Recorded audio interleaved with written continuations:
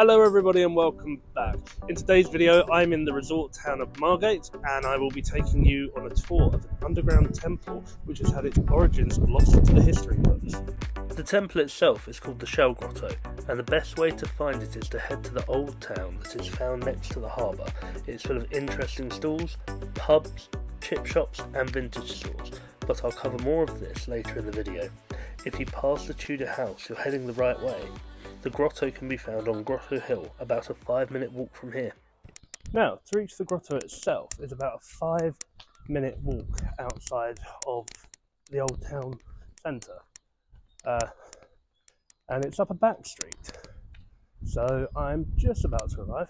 Let's pop in and have a look. When entering the Shell Grotto, you come in through a gift shop where you have to pay only £4.50 to walk around. First, you will come into a miniature museum showcasing various different pieces of artwork made from shell, including flower arrangements, face carvings, and paintings, all incorporated with shells. Although you are asked not to touch the shells in the tunnels itself, they do have an interactive section where you can touch shells and make your own designs on a magnetic board. There is also a map of the tunnels showing the entrance through the North Passage, which leads down to the Rotunda, under the dome, through the Serpentine Passage and into the Altar Chamber.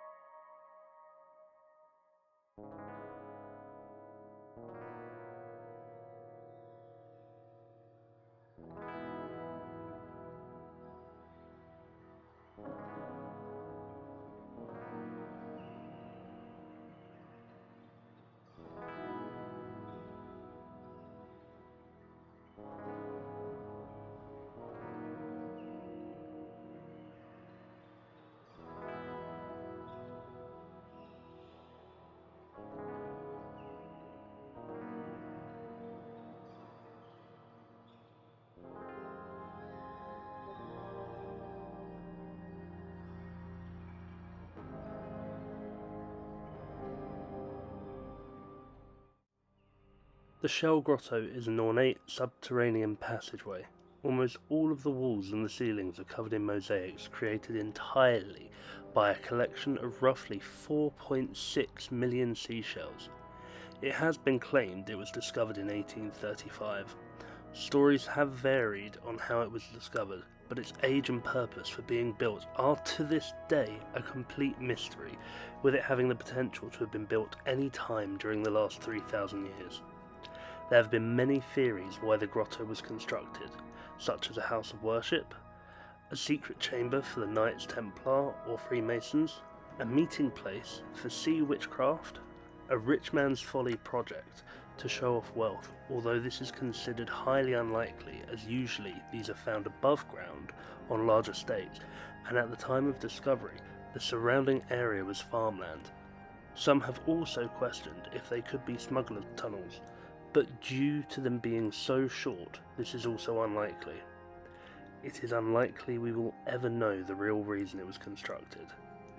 The most frequently used shells are from mussels, cockles, whelks, limpets, scallops, and oysters, all of which can be found locally. The majority of the tunnels are intact, aside from one wall and the ceiling in the altar, as they were destroyed during World War II. There are also several sections where shells are missing, leaving imprints where they once sat.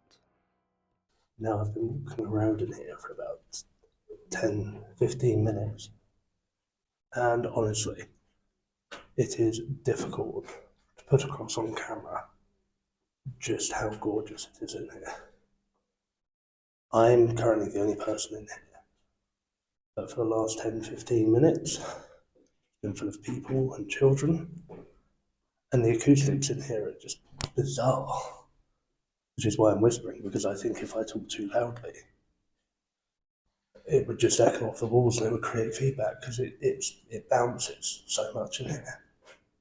There's 4.5 million shells put into this. And nobody knows why it's here, nobody knows who built it. It's incredible.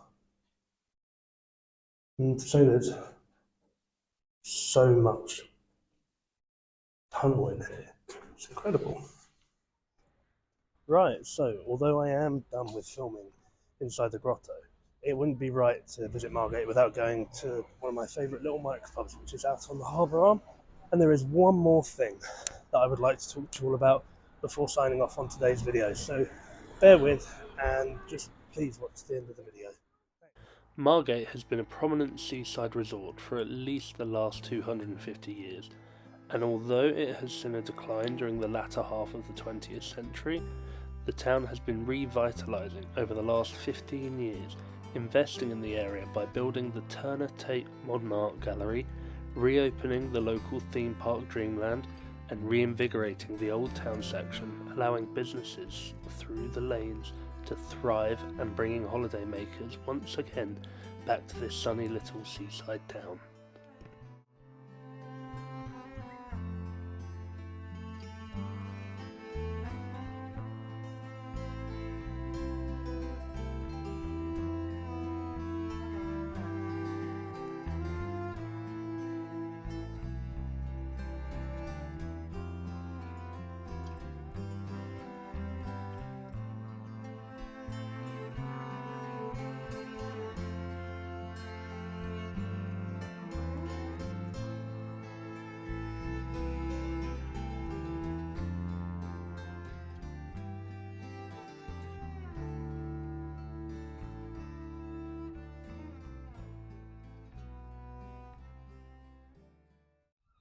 So the point that I wanted to touch upon was just to say thank you so much to everybody who's been commenting down in the comment section. I've had so many and it's all been positive feedback, and it really helps boost my morale and give me a drive to keep making my videos. I love making them, and I started making them just for me, and it is so nice to hear that you're all enjoying them too, because ultimately I'm making them not just for me anymore, I'm making them for you guys watching as well.